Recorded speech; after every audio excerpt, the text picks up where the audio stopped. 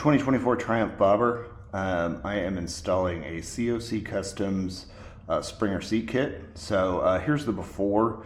You can see there's just a solid piece of the seat bolts onto here that rigid mounts into the front. So no movement here, as you can see.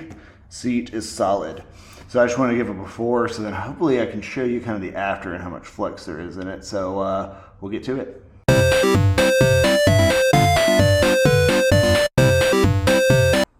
All right, so here we have the kit laid out. We've got the instructions here, which I will say shout out to COC. I do appreciate when folks do like detailed color picture instructions for stuff. This is a pretty simple install, but it's just still a nice touch.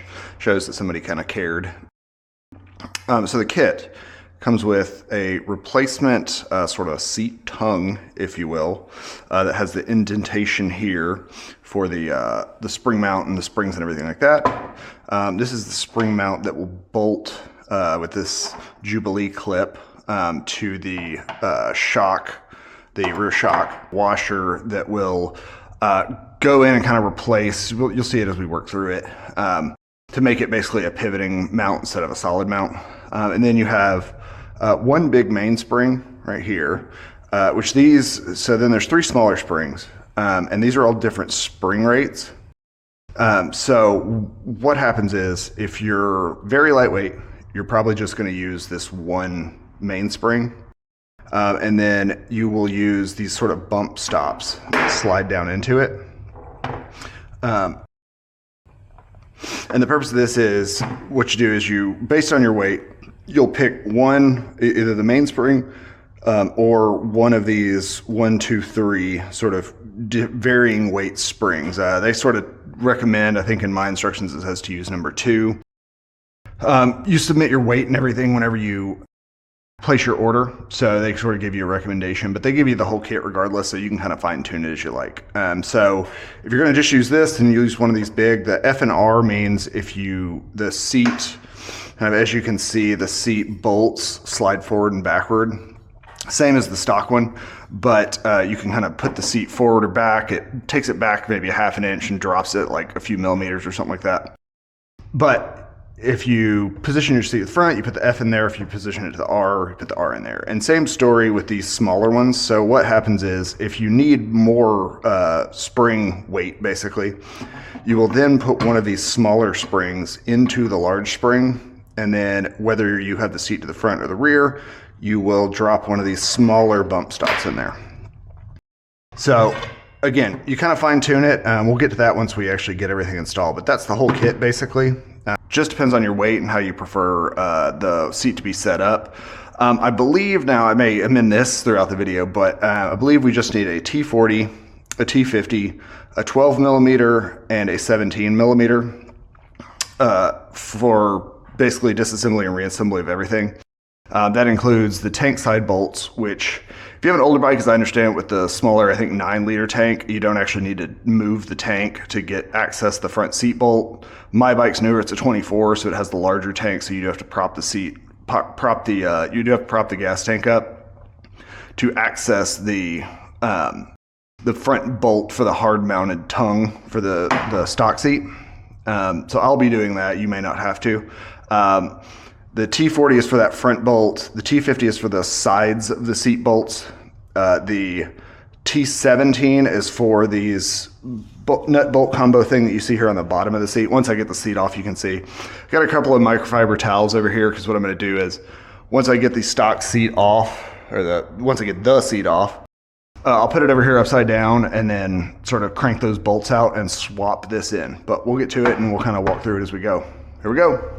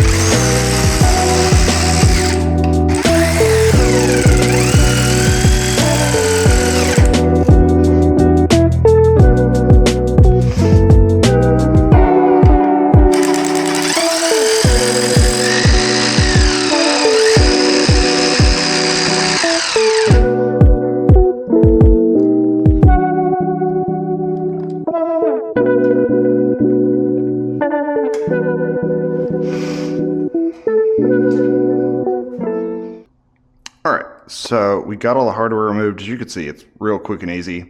I've got the seat here with the factory sort of tongue piece here. So now we just got to take these 17 millimeter nuts off of these bolts, and then we will swap this over for the new piece that has the indentation for the spring. So you can see it laid out here, and you can see I used an extension on some of it just because I prefer to use the power ratchet because it works smart. Not hard, you know, but we got the two T50 side seat bolts here. We've got the T40 that goes in the front of the tongue, which this will not be reused because as you can tell, the factory one has this extension out here. This bolt goes through to make it rigid mount. And what we'll be doing is basically allowing this to pivot, so this will no longer be there, but you will need to keep the black cap to sort of cover the hole.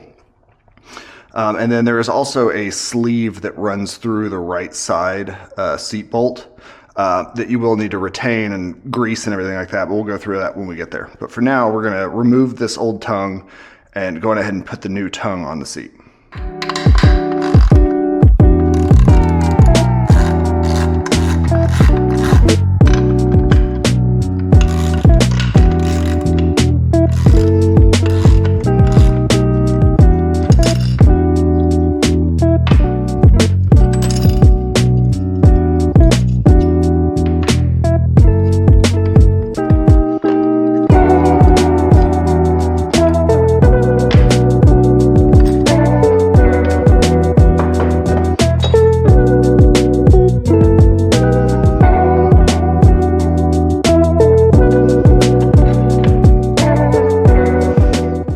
So again, now that we've got this kind of the new piece put in here, so when we say front versus rear, this is what we're talking about. So you can see there's a little bit of movement in this tongue piece on the seat, which puts the seat forward or back a little bit and up or down a little bit.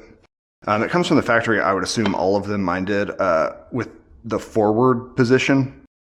I personally prefer the rear position. It just puts me, you know, half an inch further from the bars and puts my feet a half an inch back from the foot controls because I'm 6'1" and, you know, it's not the largest bike in the world, so every little bit counts. But you basically reassemble this the exact same way. There's nothing special. Just throw your bolts and your washers and your nuts back on there, and then bolt it up.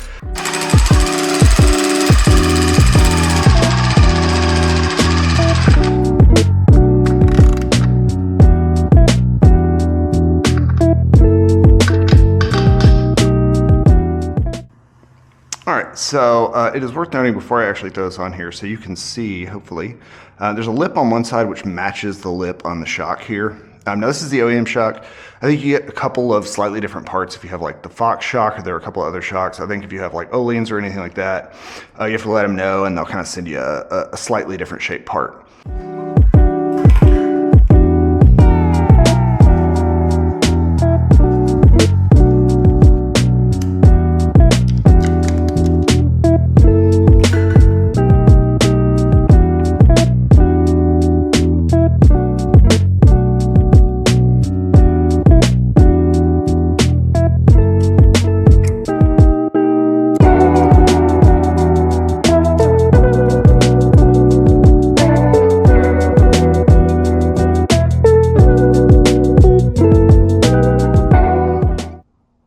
So now we are onto the part of placing the spring. So we've got the large mainspring here, which will fit in that slot.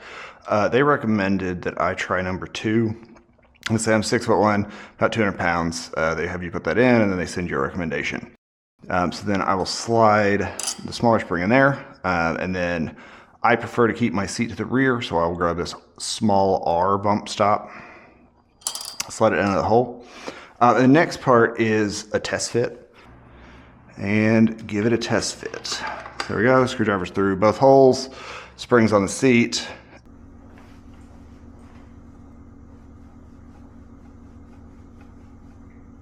All right, so now that we've got the test sort of spring rate figured out, I'm going to go on ahead, and I've already got the screwdriver taken out, so I'm going to grease this bushing, the original bushing that was in there.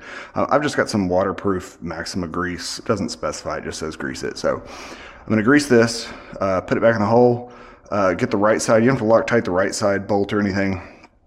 You just grease this bushing, tighten up the right side bolt, and then you will need to take your left side bolt and this washer that is supplied, and you will put grease around the sort of flat of the shaft here on the bolt, and on the washer. Put the washer on, so basically you're greasing between the washer and the bolt.